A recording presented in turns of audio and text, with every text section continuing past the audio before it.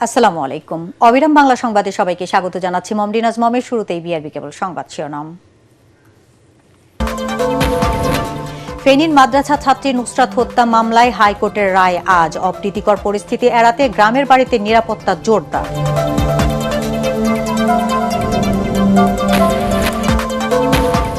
পররাষ্ট্র মন্ত্রণালয়ের 2 প্রতিমন্ত্রীর দায়িত্ব বন্টন, পরিপত্র জারি।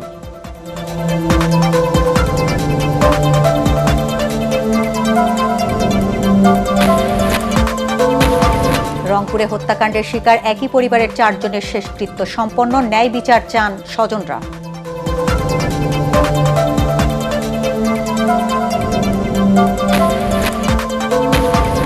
এবং কয়েক যুগ ধরে বেহাল অবস্থা জয়পুরহাটের রামকৃষ্ণ কল্যাণপুর রাস্তার। পাকা সড়ক নির্মাণের দাবি এলাকাবাসীর।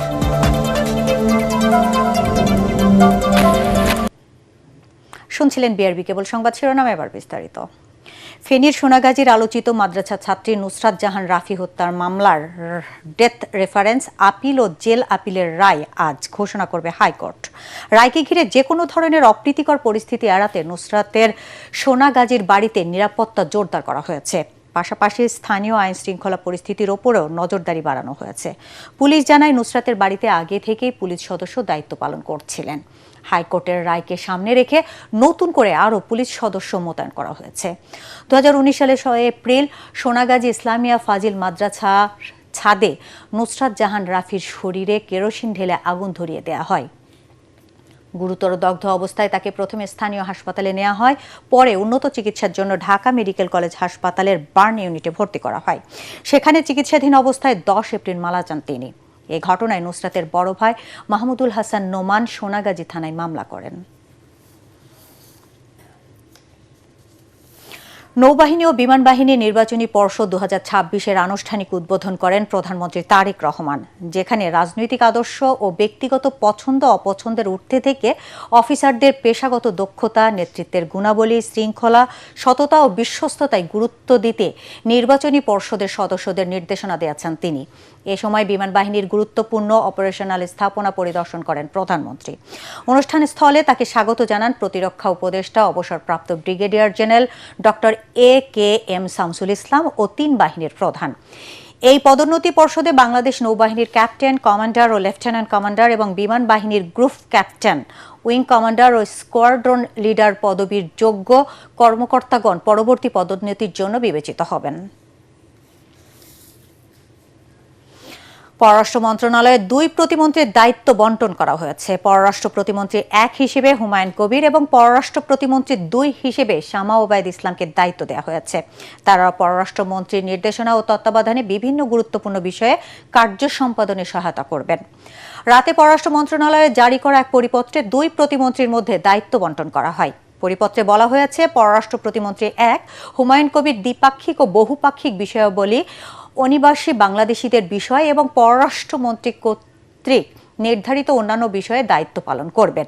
অন্যদিকে পররাষ্ট্র প্রতিমন্ত্রী 2 শামা ওবায়দ ইসলাম পররাষ্ট্র মন্ত্রণালয় সম্পর্কিত সংসদীয় স্থায়ী কমিটি, মানবাধিকার, গবেষণা ও উদ্ভাবন, পরিবেশ ও জলবায়ু পরিবর্তন, সৃজনশীল অর্থনীতি, LDC উত্তরণ, তথ্য ও যোগাযোগ প্রযুক্তি, সমুদ্র আইন ও সমুদ্র সম্পদ, বিশ্ব স্বাস্থ্য কূটনীতি এবং সাংস্কৃতিক ও ক্রীড়া কূটনীতির দায়িত্ব পালন করবেন।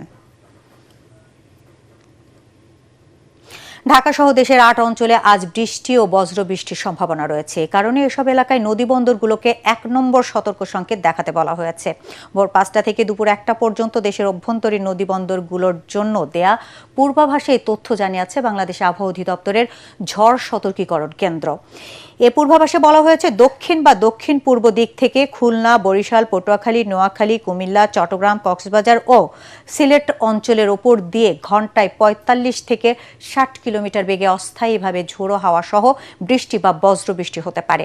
এদিকে সকাল 7টা থেকে পরবর্তী 6 ঘন্টার পূর্বাভাসে ঢাকা ও পার্শ্ববর্তী এলাকার আকাশ আংশিক মেঘলা থেকে অস্থায়ীভাবে মেঘলা থাকতে পারে বলে জানিয়েছে আবহাওয়া অধিদপ্তর। এ সময় বৃষ্টি বা বজ্র সহ বৃষ্টি হতে পারে। একই সাথে দিনের তাপমাত্রা সামান্য কমতে পারে। রংপুর জেলা স্কুলের অবসরপ্রাপ্ত শিক্ষক গণপতি চক্রবর্তী, তার স্ত্রী প্রীতিলতা চক্রবর্তী ও 2 সন্তান আগামী চক্রবর্তী ও আয়ুষ চক্রবর্তীর শেষকৃত্য সম্পন্ন হয়েছে। স্বজনরা জানায় গত রাতে আনুষ্ঠানিকতা শেষ করে রংপুর মেডিকেল কলেজ হাসপাতাল থেকে 4টি মরদেহ তাদের কাছে বুঝিয়ে দেওয়া হয়।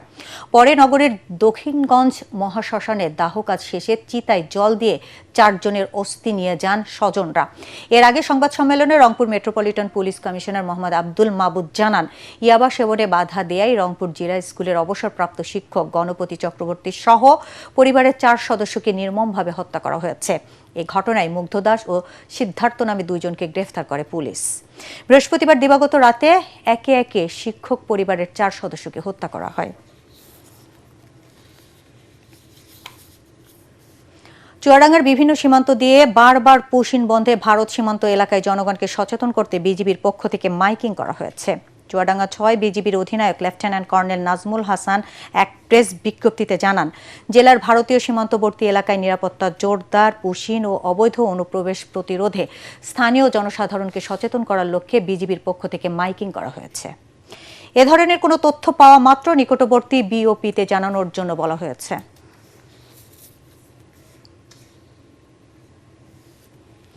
যুগের পর যুগ ধরে জয়পুরহাটের সীমান্ত ঘেঁষা পশ্চিম রামকৃষ্ণপুর কল্যাণপুর রাস্তার বেহাল অবস্থা। ভাঙাচোরার কাদায় ভরা কাঁচা রাস্তা দিয়ে চলাচলে প্রতিদিন দুর্ভোগ পোহাতে হচ্ছে গ্রামবাসীর। দিনের আলোতে কষ্ট করে চলাচল করলেও সন্ধ্যা নামলেই যেন বিচ্ছিন্ন হয়ে পড়ে পুরো জনপদ। অবিলম্বে পাকা সড়ক নির্মাণের দাবি এলাকাবাসীর। জয়পুরহাট প্রতিনিধি রফিকুল ইসলাম রফিকের রিপোর্ট, আর জানাচ্ছেন মাসুদ রানা। এটি জয়পুরহাটের রামকৃষ্ণপুর কল্যাণপুর সড়ক। কয়েক বছর ধরে এভাবেই চলাচল করছে গ্রামবাসী, নেই সংস্কারের কোনো উদ্যোগ। এই অঞ্চলে মানুষের যাতায়াতের এটাই একমাত্র সড়ক। কোথাও হাঁটু সমান কাদা, কোথাও গভীর খানাখন্দে তৈরি হয়েছে মৃত্যুফাত। বছরে প্রায় পুরো সময়ই চলাচলে অনুপযোগী থাকে সড়কটি। রাস্তা হয় বেহাল অবস্থা, আবার ছেলেমেয়েরা স্কুলে যায়, স্কুলে যাতায়াতের অসুবিধা অনেক। ছোটকালতে দেখেছি যে রাস্তায় এরকম কাদাই। একটা প্রেগনেন্ট মহিলা, তার একটা যখন ডেঞ্জার পিরিয়ড চলে তখন পর্যন্ত আমরা যাতায়াত করতে এতটা ভোগান্তির মধ্যে পড়তে হয়। দুঃখ কোটের সময় ফসল নিয়ে যাবেন, বৃষ্টি হলে আর কেউ আসে না। আমরা সরকারের কাছে দাবি যেন রাস্তাটা তাড়াতাড়ি হয়। দ্রুত পাকা সড়ক নির্মাণের দাবি জানিয়েছেন স্থানীয় জনপ্রতিনিধিরা। ইতিমধ্যে আমরা এই রাস্তাটি প্রজেক্ট প্রোগ্রাম তৈরি করে প্রাক্কলন তৈরি করে পিডি বরাবর প্রেরণ করা হয়েছে। ডিবিবি অনুমোদন হলেই এই রাস্তাটি অচিরেই হবে। আমি সরকার বাহাদুরকে অনুরোধ জানাবো। উপজেলা প্রকৌশলী বলছেন, সড়কটি সংস্কারে অনুমোদনের জন্য আবেদন করা হয়েছে, বরাদ্দ পেলেই কাজ শুরু হবে। জয়পুরহাট প্রকল্প থেকে এটা স্কিম অনুমোদনের জন্য জেলা এবং উপজেলা পর্যায় থেকে ঢাকা হেডকোয়ার্টারে আমরা পাঠিয়ে দিয়েছি। আশা করছি ডিপিপি অনুমোদন হয়ে গেলেই দ্রুত কাজটা সম্পন্ন হবে। সড়ক নির্মাণে দ্রুত ব্যবস্থা নেওয়ার দাবি জানিয়েছেন এলাকাবাসী। Bureau report, ATN Bangla. Habiganj সদর উপজেলার লস্করপুর ইউনিয়নের কালীগঞ্জ বাঁধে 1.5 মাস পর আবারও ভাঙন দেখা দিয়েছে। এতে প্লাবিত হয়েছে লস্করপুর, বৈদ্যরবাজার, সুঘর সহ 20টি গ্রাম। কৃষিপ্রধান লস্করপুর ইউনিয়নের সবজি, পাকা ধান নষ্ট হয়ে গেছে। পানির তীব্র স্রোতে মিরপুর ধুলিয়াখাল সড়ক বন্ধ হয়ে গেছে। এলাকা থেকে বালু উত্তোলন, বিক্রি ও ঠিকাদার ঠিকমতো কাজ না করার কারণে এই অবস্থা বলে জানিয়েছে স্থানীয়রা। এদিকে পানি উন্নয়ন বোর্ডের নির্বাহী প্রকৌশলী সাইদুর রহমানকে বাঁধের কাজ টেকসইভাবে করার নির্দেশনা দেন হুইপ আলহাজ জি গে গউস। ফুলকপির আগাম বীজতলা তৈরিতে ব্যস্ত কুড়িগ্রামের কৃষকরা। ইতিমধ্যে বীজ ও চারা রোপণ শুরু হলেও বীজের অতিরিক্ত দাম এবং তীব্র সারের সংকটে দিশেহারা চাষিরা। কাঙ্ক্ষিত ফলন নিয়ে দেখা দিয়েছে অনিশ্চয়তা। সংকট নিরসনে সরকারি সহযোগিতার দাবি তাদের। কুড়িগ্রাম প্রতিনিধি সাইফুল ইসলামের রিপোর্ট, আর জানাচ্ছেন নিয়াজ জামান সজীব। চলতি রবি মৌসুমে কুড়িগ্রাম জেলায় 750 হেক্টর জমিতে আগাম ফুলকপি চাষের লক্ষ্যমাত্রা নির্ধারণ করা হয়েছে। বর্তমানে মাঠে বীজ বপনের কাজে ব্যস্ত সময় পার করছেন কৃষকরা। চারা রোপণ করছি, সামনে বপন করব। সবজি মূলত এই কপি চাষ ব্যয়বহুল, অনেক বেশি পাই। ওয়ার আমরা পলিথিন দিয়ে ঢাকিয়ে রাখছি। ফুলকপির পাশাপাশি আগাম, ঝিঙ্গা, বেগুন, করলা, লাউ ও বিভিন্ন শাক আবাদ করেও লাভবান হচ্ছেন কৃষকরা। তবে বীজ, সার ও কীটনাশকের দাম বেড়ে যাওয়ায় লোকসানের আশঙ্কা চাষিদের। বর্তমান তো সারের এবং ওষুধের দাম অনেক পরিমাণে বেশি। এখন ইনলেট খরচ বেশি হলেও করি যেন পাইকারিটা টাটকা পাওয়া যায়। কৃষকদের প্রয়োজনীয় পরামর্শ ও সহযোগিতা দিচ্ছে কৃষি বিভাগ। উপজেলা কৃষি অফিস থেকে শুরু করে জেলা পর্যায়ে কৃষি বিভাগ তাদেরকে সার্বিক সহযোগিতা প্রদান করছে, যেন তাদের এই আগাম সবজি উৎপাদনের ক্ষেত্রে তারা যেন আরো লাভবান হতে পারে। সংকট নিরসনে দ্রুত সরকারি সহায়তার দাবি চাষিদের। Bureau report, ATN Bangla. যেসব জুলাই শহীদের নাম আগের তালিকায় আসেনি তাদেরকে নতুন তালিকায় অন্তর্ভুক্ত করা হবে বলে জানিয়েছে মুক্তিযুদ্ধ বিষয়ক প্রতিমন্ত্রী ইশরাক হোসাইন। কেন্দ্রীয় শহীদ মিনারে জুলাই অভ্যুত্থান রাজধানীর রামপুরা বনশ্রী এলাকার আন্দোলনের ইতিবৃত্ত নিয়ে ডকুমেন্টারি প্রদর্শনী ও আলোচনা সভায় তিনি কথা জানান। এ সময় প্রবাসী কল্যাণ ও বৈদেশিক কর্মসংস্থান প্রতিমন্ত্রী নুরুল হক নুরু বলেন, মূলধারার রাজনীতিতে জামায়াতের উত্থান জাতিকে অশনি সংকেত দিচ্ছে। জামায়াতের বিকল্প বিরোধী দল দরকার বলে মনে করেন তিনি। কেন্দ্রীয় শহীদ মিনারে প্রদর্শিত ডকুমেন্টারিতে তুলে ধরা হয় সেই কঠিন সময়ে ছাত্র জনতার ভূমিকার কথা। এ সময় অন্যান্যদের মধ্যে উপস্থিত ছিলেন প্রধানমন্ত্রীর উপদেষ্টা ডাক্তার জাহিদুর রহমান। আলোচকরা বলেন, জুলাই আন্দোলন কোনো বিশেষ দলের কৃতিত্ব নয়, সকল শ্রেণীর পেশার মানুষের স্বতঃস্ফূর্ত অংশগ্রহণে পতন ঘটে ফ্যাসিবাদী আওয়ামী সরকারের। আমরা সিদ্ধান্ত নিয়েছি আমরা এই তালিকাটিকে সর্বোচ্চ চেষ্টা দিয়ে সম্পূর্ণ করার চেষ্টা করব এবং আমাদের যারা শহীদরা রয়েছেন তারা যাতে হারিয়ে না যায় তাদেরকে তালিকাভুক্ত করার মাধ্যমে তাদের স্মৃতিটাকে আমরা ধরে রাখবো। জামাতের এই উত্থান কিন্তু ভবিষ্যতে বাংলাদেশকে কিন্তু আবার আরেকটা সংকটের দিকে নিয়ে যেতে পারে। জামাত যদি মেইন স্ট্রিম পলিটিক্সে ডমিনেট করে সেটা বাংলাদেশের জন্য একটা অশনি সংকেত। এনসিপির এখানে সুযোগ ছিল এই বিকল্প হওয়া, কিন্তু দুঃখজনক যে তারা একটা জামাতের প্রক্সি পার্টিতে আসলে পরিণত হয়েছে, যার ফলে সেই সম্ভাবনাটা তারাই নষ্ট করেছে। চট্টগ্রামের সীতাকুণ্ডে জাহাজ কাটার সময় বিষাক্ত গ্যাসে আক্রান্ত হয়ে নিহত 10 শ্রমিকের পরিবারের হাতে ক্ষতিপূরণের চেক তুলে দেওয়া হয়েছে। শিপ বেকার্স অ্যান্ড রিসাইকার্স অ্যাসোসিয়েশনের পক্ষ থেকে প্রত্যেক নিহতের পরিবারকে 10 লক্ষ টাকা করে দেওয়া হয়। পাশাপাশি সরকারের পক্ষ থেকে দেওয়া হয়েছে 25,000 টাকার চেক। শিপইয়ার্ড প্রাঙ্গণে আয়োজিত অনুষ্ঠানে জেলা প্রশাসক জাহিদুল ইসলাম মিয়া নিহতদের স্বজনদের হাতে এসব চেক হস্তান্তর করেন। অনুষ্ঠানে উপস্থিত ছিলেন শিপ বেকার্স অ্যান্ড রিসাইকার্স অ্যাসোসিয়েশনের সভাপতি Mohammad Mohsen, Ferdous steel ship recycling ইন্ডাস্ট্রির মালিক ফেরদৌস ওয়াহিদ সহ সংশ্লিষ্টরা। ভবিষ্যতেও নিহত শ্রমিকদের পরিবারের পাশে থাকার আশ্বাস দেন তারা। 18 বছর সময় ধরে আমার সাথে জায়গার মধ্যে বিপদটা হয়েছে, ওরা ওদের ইন্সপেকশনের মধ্যে বলা হয়েছে যে সে ক্লিন করেছে, কিন্তু আমরা যেটা ক্লিন পাইনি। যাতে ভবিষ্যতে এই ধরনের আর কোনো জাহাজ না পাঠায় বাংলাদেশে, বাকি কোনো শিপব্রেকারের কাছে, আর যেন এই ধরনের বিপদ না হয়। আমরা সত্যি অনেক দুঃখিত আপনাদের এই বিপদের জন্য। এই বিপদের মুহূর্তে আপনাদের পাশে থাকবো সবসময়। সব ব্যস্ততা ভুলে উৎসব করছে যশোর আদ্দিন সাকিনা মেডিকেল কলেজের শিক্ষার্থীরা। খেলাধুলা, সাংস্কৃতিক চর্চা আর স্বাস্থ্যকর খাবারের সমন্বয়ে কলেজ ক্যাম্পাসে শুরু হয়েছে সপ্তাহব্যাপী স্পোর্টস, কালচারাল উইক ও হেলদি ফুড ফেস্টিভ্যাল। এতে অংশ নিয়েছেন বিভিন্ন বর্ষের শিক্ষার্থীরা। যশোর প্রতিনিধি তামান্না ফারজানার রিপোর্টার জানাচ্ছেন শাম্মী ইসলাম। পড়ালেখার পাশাপাশি উৎসবের আমেজে মেতে ওঠে যশোর আদ্দিন সকিনা উইমেন্স মেডিকেল কলেজের শিক্ষার্থীরা। শহরের পুলের হাটে কলেজ অডিটোরিয়ামে এই আয়োজনে প্রধান অতিথি ছিলেন যশোর 2 আসনের সংসদ সদস্য ও শিশু হৃদরোগ বিশেষজ্ঞ ডাক্তার মুসলেউদ্দিন ফরিদ। উদ্বোধন ঘোষণা করেন 500 শয্যা বিশিষ্ট আদ্দিন সকিনা মেডিকেল কলেজ হাসপাতালের পরিচালক ডক্টর ইমদাদুল হক। क्रिकेट, इंडोर वॉलीबॉल और बैडमिंटने जमे उठे प्रतियोगिता। हमारा हमें बहुत अच्छा लगा है adjustment for us between the hectic syllabus of this medical college যে আমরা উইনার হব ইনশাআল্লাহ এন্ড আমরা উইনারও হয়েছি। উদ্বোধনী অনুষ্ঠানে প্রধান অতিথি বলেন, মেডিকেল শিক্ষার্থীদের জন্য খেলাধুলা, সাংস্কৃতিক কর্মকাণ্ড এবং স্বাস্থ্যসম্মত খাবার খুবই গুরুত্বপূর্ণ। Be a complete human being. Doctors need to be complete human being. You just can't see patients, go home and eat and sleep. You need to have a balanced life. Ad-din Sakina women's medical college অন্যান্য medical college থেকে সবসময় এগিয়ে যাবে এমনটাই প্রত্যাশা করেন কলেজটির অধ্যক্ষ অধ্যাপক ডাক্তার সঞ্জয় সাহা। 4টা মেডিকেল কলেজ আছে আমাদের, তাদের থেকে অবশ্যই এক ধাপ এগিয়ে থাকতে হবে। শিক্ষার্থীদের নিজস্ব সাংস্কৃতিক প্রতিফলন এমন আয়োজনকে আরও প্রাণবন্ত করে তুলবে বলে মনে করেন ডাক্তার ইমদাদুল হক। এই কালচারাল অনুষ্ঠানটা সুন্দর হোক, আমাদের টিচাররা, আমাদের স্টুডেন্টরা উপভোগ করুক। পড়াশোনার পাশাপাশি এমন আয়োজন শিক্ষার্থীদের শারীরিক ও মানসিকভাবে আরও সুস্থ করে তুলবে বলে প্রত্যাশা আয়োজকদের। Bureau report, ATN Bangla. এবার আন্তর্জাতিক সংবাদ।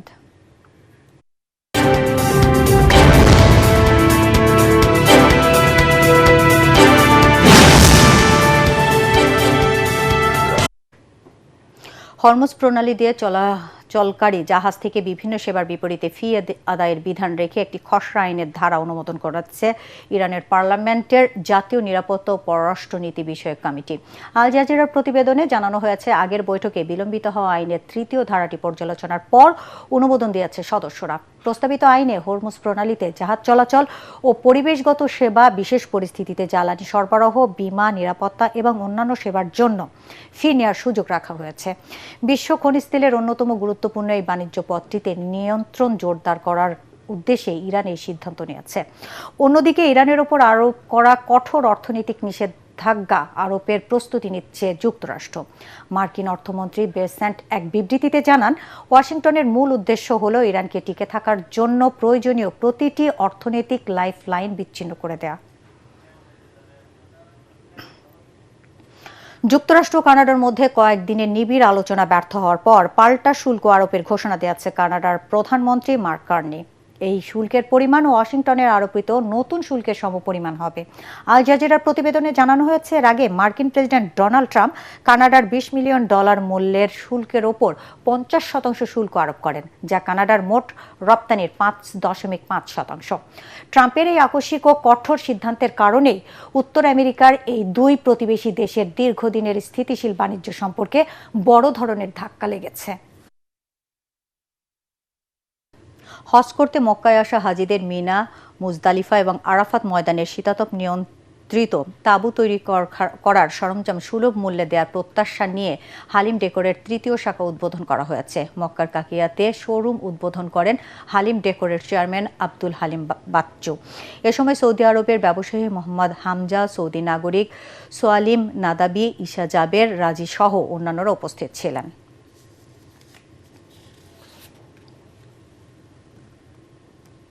এবার খেলার খবর।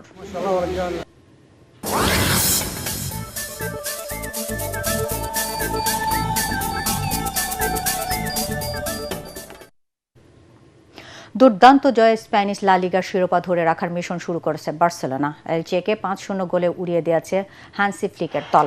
জোড়া গোল করেন রাফিনিয়া ও ফেরমিন লোপেস, আর অভিষেক ম্যাচেই গোল পান করিম আদেইয়েমি। প্রতিপক্ষের মাঠে 14 মিনিটে পেনাল্টি থেকে বার্সাকে এগিয়ে নেন রাফিনিয়া। প্রথমার্ধে যোগ করা সময়ে তার অ্যাসিস্ট থেকে লিগে বার্সার জার্সিতে প্রথম গোল পান করিম। দ্বিতীয়ার্ধে বদলি নেমে অভিষেকেই বাজিমাত করেন অ্যান্টনি গর্ডন। তার 2 অ্যাসিস্ট থেকে রাফিনিয়া ও ফেরমিন গোল করেন। শেষ দিকে ফেরমিন জোড়া গোল পূর্ণ করলে 5-0 ব্যবধানে বড় জয় নিয়ে মাঠ ছাড়ে কাতালানরা। ফরাসি লিগ ওয়ানের শুরুটা ভালো হলো না প্যারিস সেন্ট জার্মে পিএসজির। নতুন মৌসুমের প্রথম ম্যাচে রেনের সাথে 2-2 গোলে ড্র নিয়ে মাঠ ছেড়েছে লুইস এনরিকের দল। নিজেদের মাঠে বর্তমান লিগ জয়ীদের বিপক্ষে দুর্দান্ত শুরু করেন রেনে। ম্যাচের 9 মিনিটে দূরপাল্লার দুর্দান্ত গোলে স্বাগতিকদের এগিয়ে দেন সেবাস্টিয়ান শিমানস্কি। 38 মিনিটে এভেস্তান লেপল ব্যবধান দ্বিগুণ করলে 2-0 গোলে পিছিয়ে থেকে বিরতিতে যায় পিএসজি। দ্বিতীয়ার্ধে বদলি নেমে চমক দেখান নতুন সার্নিং ফেরান তোরেস। স্প্যানিশ ফরওয়ার্ড চমৎকার জোড়া গোলে শেষ পর্যন্ত ড্র নিয়ে মাঠ ছাড়ে বর্তমান চ্যাম্পিয়নরা। সিনসিনাটি ওপেন টেনিসের দ্বিতীয় শিরোপা জিতে কিংবদন্তির পাশে নাম লেখান কোকো গফ। ফাইনালে স্বদেশী জেসিকা পেগুল্লাকে সরাসরি ছেটে হারিয়ে মর্যাদাপূর্ণ এই টুর্নামেন্টের ট্রফি ঘরে তুললেন প্রতিযোগিতার 4 নম্বর বাছাই মার্কিন তারকা। এতে মহাতারকা সেরেনা উইলিয়ামস ও ভিক্টোরিয়ান আজারেঙ্কার পর মাত্র তৃতীয় নারী টেনিস তারকা হিসেবে সিনসিনাটি ওপেনের ট্রফি একাধিকবার উঁচিয়ে ধরার অনবদ্য রেকর্ড গড়লেন গফ। শেষ করার আগে বিআরবি কেবল সংবাদ শিরোনাম আরেকবার। ফেনীর মাদ্রাসা ছাত্রী নুসরাত হত্যা মামলায় হাইকোর্টের রায় আজ। অপ্রীতিকর পরিস্থিতি এড়াতে গ্রামের বাড়িতে নিরাপত্তা জোরদার।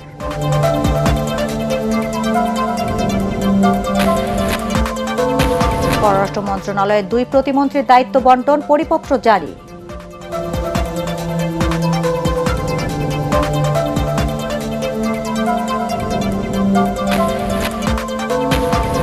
রংপুরে হত্যাকাণ্ডের শিকার একই পরিবারের 4 জনের শেষকৃত্য সম্পন্ন, ন্যায় বিচার চান স্বজনরা।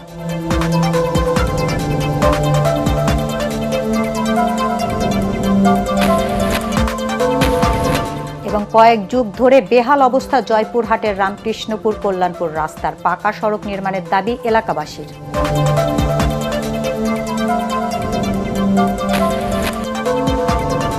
দর্শক, পরবর্তী সংবাদ দেখার আমন্ত্রণ জানিয়ে এখনকার মতো শেষ করছি। ATN বাংলা সংবাদ ইউটিউবে দেখতে ব্রাউজ করুন youtube/ATN বাংলা নিউজ। ধন্যবাদ সবাইকে।